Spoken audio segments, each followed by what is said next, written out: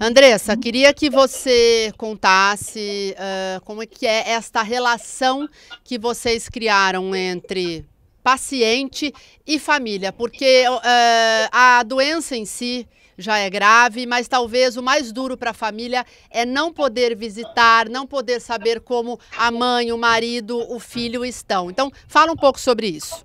Sim, com certeza, né? A família fica aflita porque não está vendo, não pode ficar de acompanhante, não tem a visita frequente como era antes, e o paciente fica aflito. Ele fica preocupado com contas, ele fica preocupado com o parente que estava com Covid lá fora, sem notícias.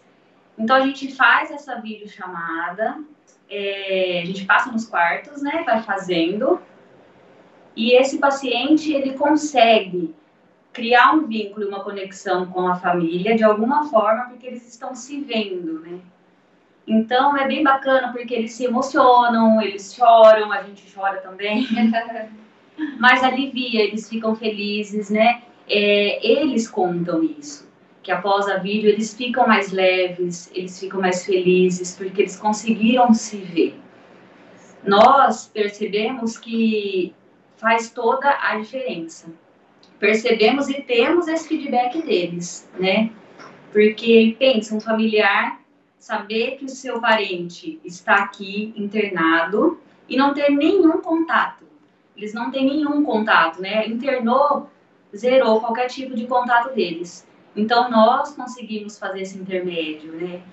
E o próprio paciente, pensando no benefício do paciente e na angústia dessa família, porque eles ficam desesperados mesmo, né, por informações. Então, é pensando em tranquilizar os dois lados.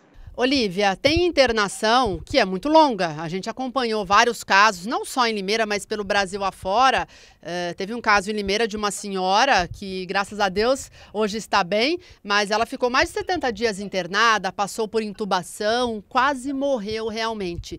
Então, assim, para o familiar ficar do lado de fora, sem ter o contato visual, poder pegar na mão, porque se fosse outra doença e a gente pode visitar, é um contexto completamente diferente, né, Lívia?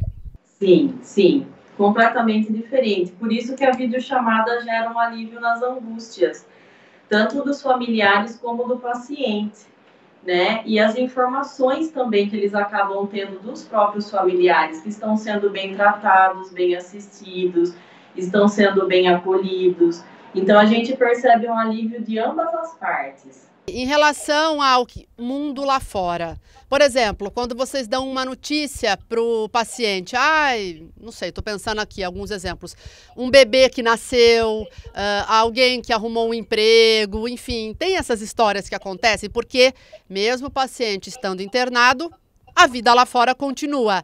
E vocês já chegaram a presenciar essas cenas assim de algo que tenha acontecido lá fora e o paciente internado ficou sabendo e se emocionou? Sim, com certeza, com certeza. Tem muitos episódios que acontecem, inclusive uns bons, outros ruins, né? Que infelizmente devido a esse vírus estão atacando toda a família, toda a parte da família. Então, geralmente a gente tem pai, mãe, filhos internados. Então, às vezes acontece de até um dos entes familiares vir a óbito e a gente faz todo esse trabalho para falar, chama as psicólogas, né, chama os familiares para dar essa notícia, que infelizmente a pessoa tem que ficar sabendo, né? Não podemos esconder isso deles. E, infelizmente isso tem acontecido com bastante frequência aqui. Andressa, essa doença, ela oscila muito. A gente acompanha relatos, por exemplo, de pacientes que estavam bem, de repente tem aquela questão da saturação, vocês sabem falar de forma muito técnica, melhor até, ou qualquer outra situação que possa agravar o quadro.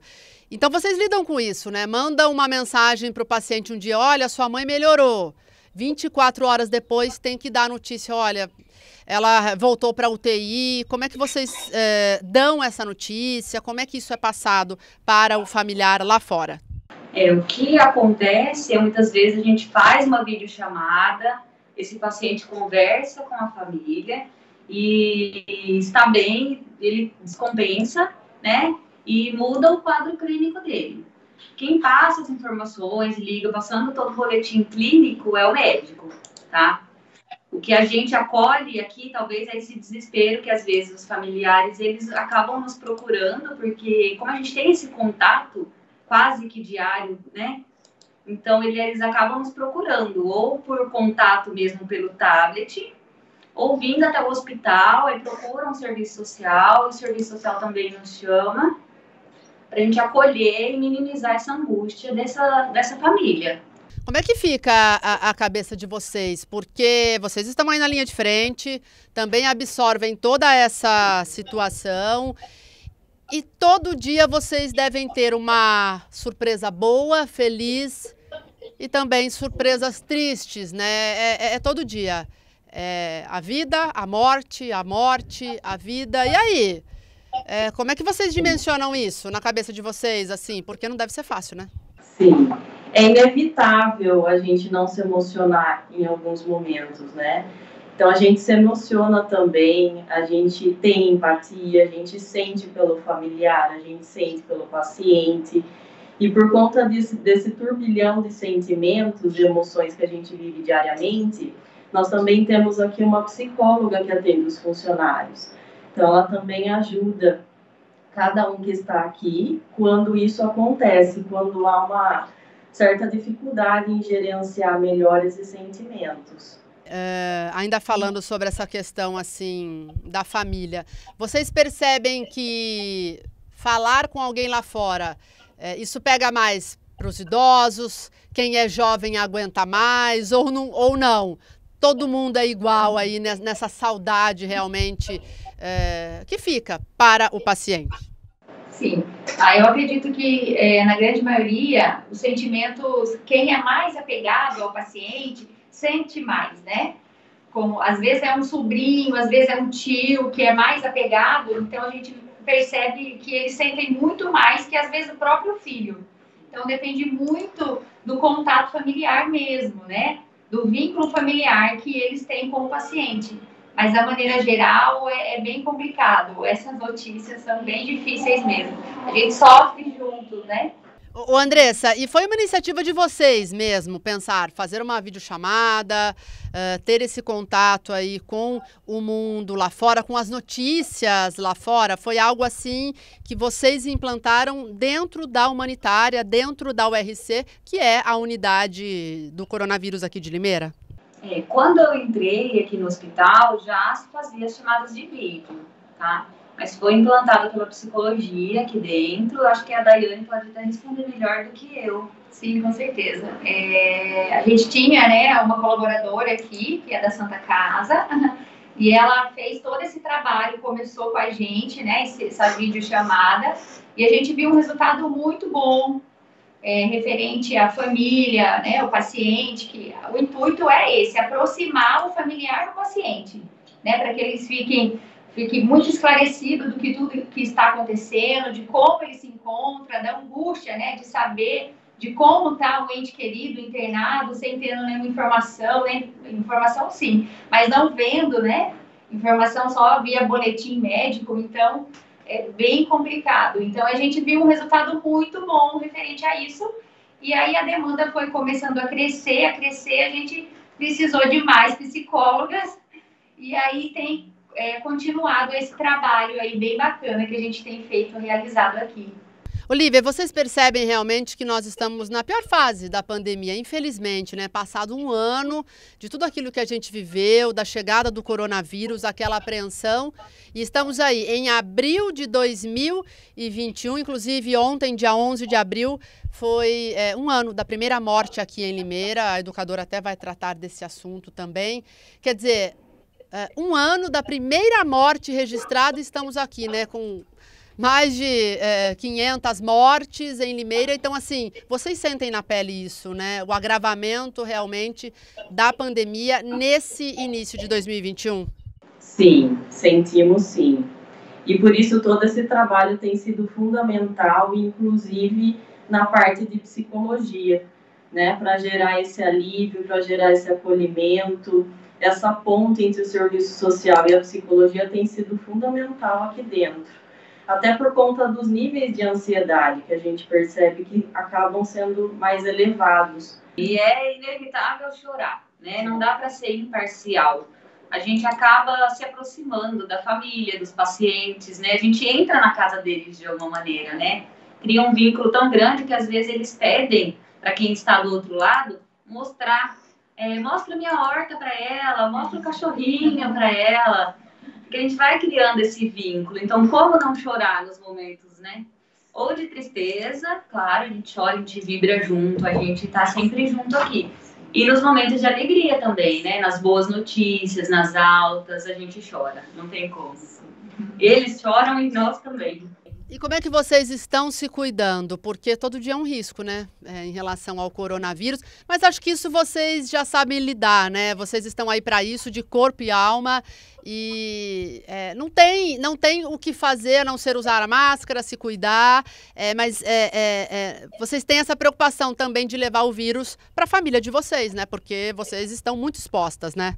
Sim, com certeza. A gente tenta sempre lavar as mãos, né? Trocar de roupa. A hora que a gente chega tem uma roupa já privativa, né? Que é essa que a gente está usando.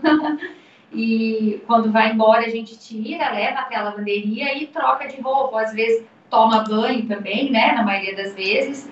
E a troca de máscara sempre que possível, sempre manter a higiene, sempre lavando as mãos. Esses são os cuidados maiores assim, que a gente toma, né? Qual foi a internação mais longa que vocês vivenciaram? Eu citei um caso da mãe da Cecília, que ficou muito conhecida aqui no ano passado. Uma senhora ficou internada, acho que 72 dias, entubada. Hoje está bem, foi até vacinada. E teve o caso do Daniel, a gente mostrou aqui também, um jovem que venceu a Covid. Teve um outro caso de uma internação mais longa ainda, maior ainda. Essa semana a gente teve uma alta de 79 dias de internação, entre UTI, intubação, enfermaria e alta. Era um idoso, um senhor? Sim, é um idoso. Um idoso. E vocês tinham muito contato com a família dele, né, no caso? Sempre, acho que diário, né, diário, porque quando a gente não liga, eles acabam nos procurando. Tem algum momento que vocês se lembram, assim, que foi super emocionante? Que a hora que uma olhou para a cara da outra, começa a chorar, enfim, algum relato, assim, que vocês se lembrem, que seria legal a gente contar aqui para a nossa audiência? Nossa, são tantos. São vários, né? Acho que a saída do Daniel foi bem bacana. Ele foi um milagre aqui, né? Eu falo que a família dele, com muita fé, a mãe, a noiva... Ela falou que coloca os nossos nomes em oração. Eu falei que só isso a gente já está ganhando já muito. Já é muito, né? Então, assim, foi muito gratificante ver o Daniel ir embora para a casa dele. Que a gente acompanhou demais de perto a história dele, nessa luta. Então, foi muito gratificante mesmo ver ele ir embora para casa. Sim. Meninas, quando é que essa pandemia vai acabar? É a pergunta que todo mundo faz, né? Queremos essa resposta. Queremos essa resposta. Com certeza. Breve, né? Torcemos para isso. Tem que vacinar, né? Quanto mais vacinar, eu acho que o caminho é a vacina, realmente, né? É vacinar e manter os cuidados, né? As pessoas não podem esquecer que, eu acho que lá no começo, às vezes, a preocupação era até maior, porque era muito novo, né? E algumas pessoas acabaram se tranquilizando aí no decorrer de tudo isso, e hoje talvez não se cuidam tanto, né? Então é a vacina que ainda está chegando não são todos os que foram vacinados, mas é manter o cuidado mesmo, né? Evitar as aglomerações, o uso de máscara, continuar com a parte de higiene das mãos, tudo isso conta. Eu queria que vocês finalizassem com uma mensagem à população de Limeira, neste período que a gente está vivendo. Qual é a recomendação que todo mundo tem que fazer para que a gente possa sair mais forte o quanto antes desta pandemia? Eu acho que, assim, primeiro a gente começa por esses cuidados mesmo físicos aí, com a saúde, né? O cuidado de usar a máscara de uma maneira correta, porque não adianta estar com a máscara com o nariz para fora, né? Cuidado com as mãos, evitando aglomeração. Eu acho que também tentando controlar aí a ansiedade, as notícias negativas, porque isso também piora quadros de paciente, até pessoas que estão fora e tão estáveis, vendo muita informação, muita coisa negativa, né, acaba tendo uma crise e tem que ser hospitalizado. Eu só queria deixar uma coisa que eu acho muito importante, é realmente o cuidado com o emocional e com o psicológico, né? Às vezes as pessoas estão se apegando muito a notícias distorcidas, às mentiras, e entram em crise, entram em desespero, né? Muitos pacientes têm medo de vir até o hospital procurar cuidado, porque tem medo de ser internado, porque vai ser entubado, porque vai entrar para estatística, porque vai entubar porque não precisa. Então, cuidado com essas notícias, né? A gente sabe que a gente está aqui, a gente percebe, a gente vê o empenho de toda a equipe em cuidar e zelar pela saúde dos pacientes que entram. Então, acho que assim, não é entrar em desespero, tá? Dúvidas é conversar com os médicos, é conversar com pessoas que saibam realmente o que está acontecendo, precisando de ajuda, passando mal, sentindo alguma necessidade, sim, procurar ajuda, não ficar protelando, né? Vir até o hospital. Então, não entra em desespero mesmo. Eu acho que assim, é seguir o tratamento da maneira com que deve ser seguido. E aos que não estão contaminados, é manter esse cuidado com ele e com a família. Sim. Buscar ficar em casa, né? Buscar ficar em casa, só sair em caso de extrema necessidade. E como a Andressa colocou, da parte emocional, que é fundamental. Em caso de dificuldade de lidar com as emoções, procurar um profissional da área, um psicólogo, porque nós realizamos atendimento online nesse período de pandemia. Então, é poder buscar essa ajuda, porque existe. E a saúde mental ela também é fundamental, né? Tanto para a prevenção, quanto pelo processo de recuperação. Com certeza, né, o uso da máscara é muito importante, sim, né? Muita gente usa com o nariz de fora ou não usam, né? A gente vê os países de fora aí, já não é obrigatório usar a máscara e eles mesmo assim, né, eles usam a máscara. Isso também é muito importante. Eu acho que o principal seria usar a máscara e manter a higiene da mão, sim, né? E como elas relataram também, cuidar psicologicamente, né? Tentar ter o centro das coisas, não se desesperar, não ficar focado em reportagens negativas, né? Então, isso seria muito importante. E nem ficar alimentando pensamentos catastróficos, né? Que é uma característica da ansiedade. Senão isso tudo vai sendo potencializado e o corpo vai adoecendo, vai ficando mais vulnerável.